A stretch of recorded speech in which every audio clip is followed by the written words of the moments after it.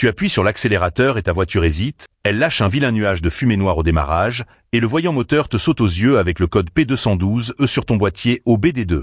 Pas de panique, on va regarder de plus près le capteur de position du papillon des gaz pour régler ce problème épineux. Ce code technique indique que ton calculateur, le grand P7M, a détecté un signal purement intermittent ou complètement erratique sur le circuit G de ton capteur TPE. Pour faire très simple, ce capteur agit comme une résistance variable qui est fixée directement sur l'axe du boîtier papillon. Quand tu enfonces la pédale de droite, le papillon s'ouvre, les contacts internes glissent sur une piste électronique et la tension électrique envoyée au calculateur change. En général, cette tension monte doucement de 0,5 volts au ralenti pour atteindre environ 4,5 volts quand tu es pied au plancher. Le calculateur se sert de cette information cruciale pour calculer la charge du moteur, ajuster l'injection d'essence et gérer l'avance à l'allumage. S'il reçoit des signaux hachés, des micro-coupures ou des incohérences, il est complètement perdu, ce qui explique tes violents trous à l'accélération et ta surconsommation anormale. Les coupables habituels sont souvent un capteur usé dont la piste interne est creusée par les années, un câblage abîmé ou effiloché qui fait un mauvais contact avec les vibrations, ou tout bêtement un boîtier papillon tellement encrassé par les vapeurs d'huile qu'il coince mécaniquement.